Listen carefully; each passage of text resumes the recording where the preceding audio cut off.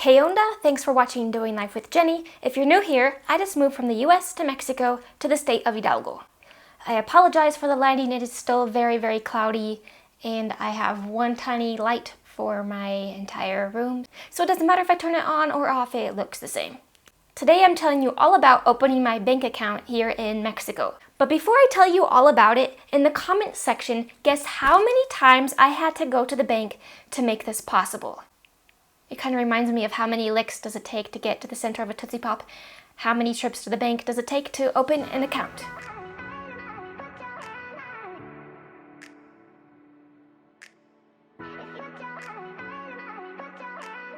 So firstly, let me say, as a temporary or permanent resident in Mexico, you do qualify to open up a bank account. Just make sure you already have your RFC. So my first attempt was months ago. I shared it in a video briefly, but we do have lots of new subscribers. Thank you, by the way. So let me briefly recap. I went to a bank called LiQWYD, and I had my passport, my temporary residency card, and I knew I needed proof of address. That's where I was kind of testing the waters because I had read or I had figured that it had to be like some kind of utility bill, but I took like paper showing I bought my house. What's more proof than this is my address than hey, I own this. But they did not accept that as proof of address, as I kind of knew, but it didn't hurt to try. So fast forward to this summer, I'm officially living in Mexico and therefore have things to prove that I live here. Which makes no sense because, as you'll see later, I took the utility bill from my landlord, it doesn't have my name on it, and that somehow works, but not the document saying that I own my property / house. Whatever, Mexico, whatever. But it's like this in the US too, like when it comes to going to the DMV or the bank, you never have like exactly what they're looking for.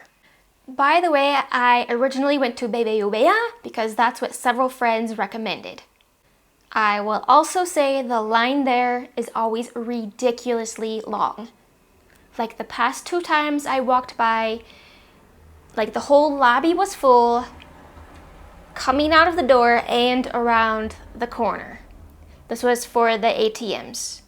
But there's usually a line to see a teller as well. So like we were saying, I moved here. So I asked my landlord for a utility bill so I can open up my bank account. She was really sweet. She got it to me quickly. So I gather everything and I go back to LiQWYD to a different location. So I take my number, grab a seat. I get called up maybe 20, 30 minutes later. I tell her I want to open a bank account. I give her my temporary residency card, proof of address, and my passport because that's supposedly what I need. And she's like looking through it with the most perplexed look on her face like, but this is a US passport. I need a Mexican passport. Well, I'm not a Mexican citizen. I'm just a resident. I'm a temporary resident. You have to be a citizen to get a Mexican passport. Yeah, you're a resident, but we need you to have a Mexican passport too. But that's not how it works. You have to be a Mexican citizen to get a Mexican passport. Like, I was calm and polite with her. I wasn't trying to argue with her, even though I knew she was 100% wrong. In the States, I do put my foot down and I'm like, no, this is how it is. This is the rule or this is the law or whatever. But being a foreigner here, I try to be mindful of that because my reaction to things, like whether I like it or not, represents my country as a whole. So I just kind of let it be and I left and went to a different bank. Because it was just about this time where I noticed LiQWYD always had a long line anyway. Not that it's a huge deal, but it's something to take into consideration. And it wasn't like I needed the bank account right away, but I also knew like the sooner I could get it, the better, because if I want to offer English classes to someone online, then they can transfer the money to me electronically. It's not like we have to meet up if they live an hour away to like physically give me money.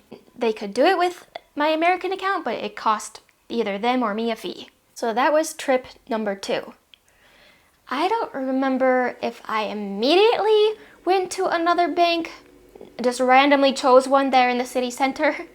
there's like a bank on every corner, or if I came home to do a little research, like very briefly, and then went back. But either way, trip number 3 to a different bank. I don't want to mention the name because I went with them just for security reasons, just in case someone is a super hacker out there. But whether I did the research before or after my initial trip to this bank, it's one of the higher rated banks in Mexico. And they like never or rarely have a line at the ATM. And they have 2 lines in the bank. One if you're not a member and one if you are. So if you're a member, like you get to cut to the front of the line. I will say the people at the bank were friendly and knowledgeable, but they played the typical Mexican game.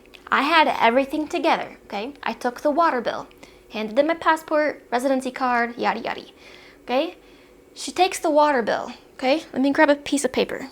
So let's say this is the water bill, okay? However the water people printed off the bill, the letters on the far left were cut off just a smidge. Like you could 100% make out all of the information. Even I could, even if it's not my first language.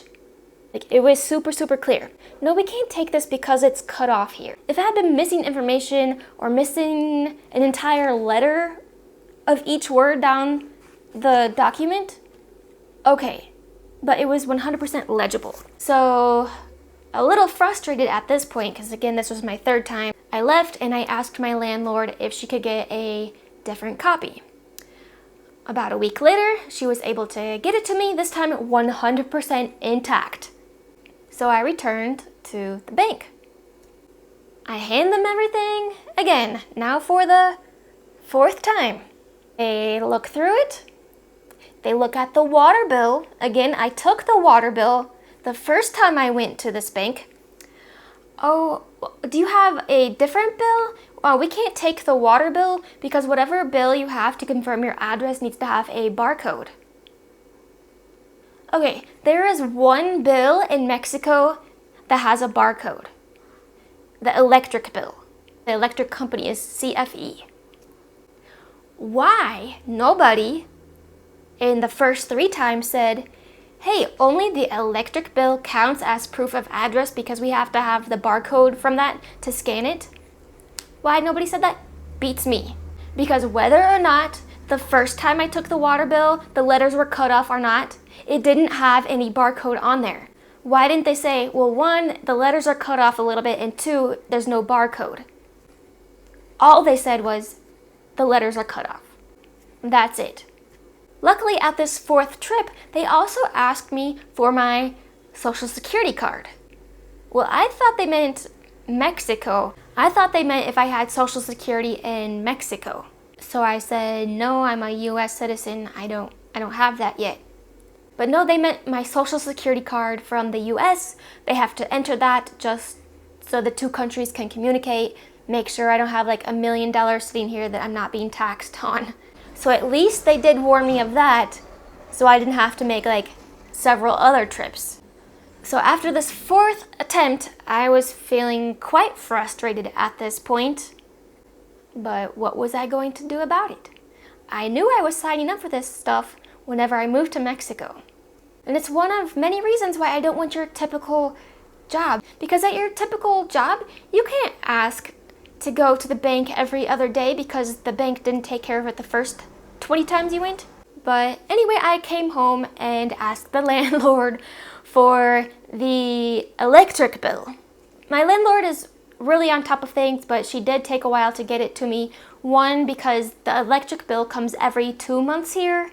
I suppose she could have printed off an old one, but it's better to have like a very recent one just because you don't want to go to the bank, a millionth time. So I waited a bit and finally she gave me a copy of the electric bill. So I gather all of my stuff back up and head to the bank for a 5th time. This time I was feeling pretty confident, let me tell you. I had proof of address with a barcode on it. Nothing was cut off.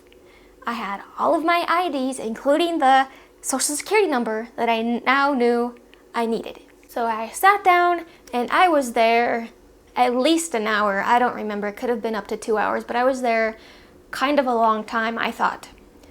because it wasn't just them typing in your name and your address and your CURP and your RFSA. They wanted to know how long you had been in Mexico, what's your job, your income. They took a picture of me. Did they take fingerprints? No, they didn't. They had a machine to do fingerprints, but they didn't take them. And right then and there, they gave me a card. Usually in the US, the card is going to come in the mail in about a week or two. At my old credit union, they did give you a card on the spot, but it looked homemade. Like, it looked like I tried to make it in my basement.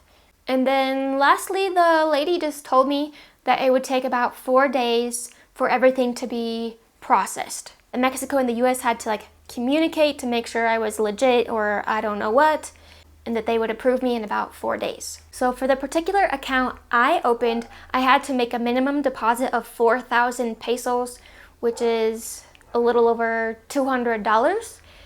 And then they have an account where you can put in less, but then there's a monthly fee, where I'm guessing it's monthly, it's some kind of fee, which is much like banks in the US, which is why I had a credit union account back home to avoid those fees. And basically she said, your 4,000 pesos are gonna kind of be pending out there. You will see it on the app as a deposit, but you won't see it in your actual account, as able to be withdrawn. She said if for some reason they don't approve you, then of course you come back and you get your 4,000 pesos back. She said I would know on the app when I had been approved. So after 4 days, I started checking the app to see if something looked different or there was some kind of alert saying approved. Nothing, but when they say 4 days in Mexico, they probably mean a week. So I kept checking and checking, and I still saw nothing. So I did swing by one day to ask her. She's like, oh, actually, I'm getting ready to email them to see what's going on. Again, I kept checking and checking, nothing. And then in a recent video, I told you I was actually getting my shoes on to go to the bank to see what was up when I finally saw that they had approved me.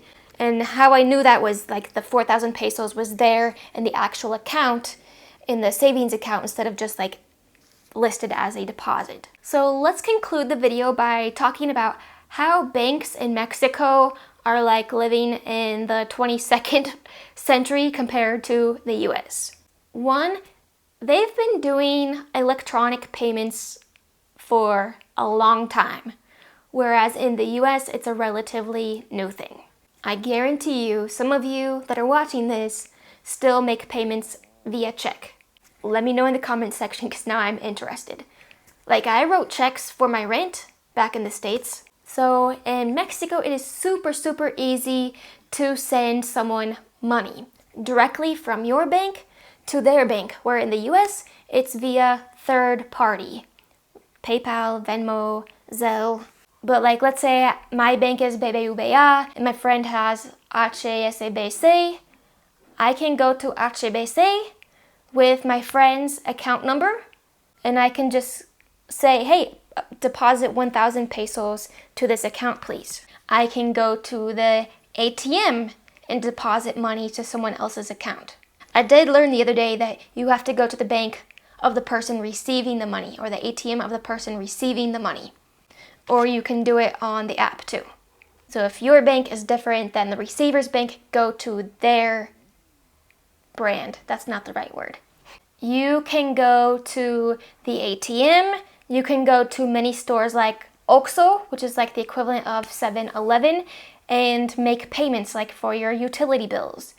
You don't have to go to the electric company or the water company. You don't have to write a check and mail it. They don't even operate via mail here in Mexico.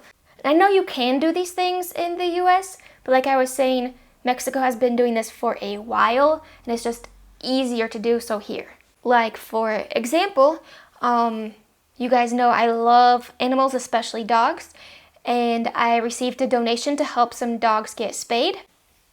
Some of them I went and paid cash in person because I physically went with the dogs to get their spay done. But another one was just a donation for a family that could get there on their own. They just didn't have the means to pay.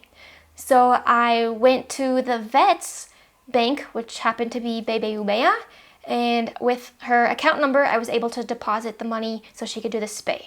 So yes, if someone in Mexico gives you or requests your bank account number or your debit card number, that is perfectly normal. It is not a scam. They're not stealing your information. Of course, if you're sharing your debit card, cover up the expiration date and the 3-digit code. Just the account number, that's it. But I think the coolest thing I've seen here with banks so far is when I was staying with my friend Guillermo, I was going to take his dog to the vet for him while he was at work. But he didn't have any cash on him. So with his phone, he set up access for me to have, I forget how much, let's say 1,000 pesos. And the bank gave him a barcode. Well, he shared the barcode with me via text. I went to his bank's ATM. I scanned the barcode with my phone, and it gave me the 1,000 pesos. Fancy, right? So I will say, once you jump through the hoops, the banking system here is pretty good, from what I've seen so far. And going back to the banks always being busy, it's for this reason that the lines are long. Because you can go to the bank and transfer money to someone else or pay your bills electronically. And also, cash is very much widely used and expected most times. You're not swiping your card at the market to get your fruits and vegetables. So there's more need to go to the ATM, where in the US it's opposite. Like, it's almost expected that you use your card, so you're not tying up the line digging for your change in your purse. At least that's how I always felt. Anyone else feel pressure at Walmart to, like, if you pay cash, to hurry and shove everything back in your purse and get out of there? But yeah, that's it for this video. If you'd like to continue following me in my journey in living in Mexico and building my house here, be sure to subscribe and turn on that notification bell.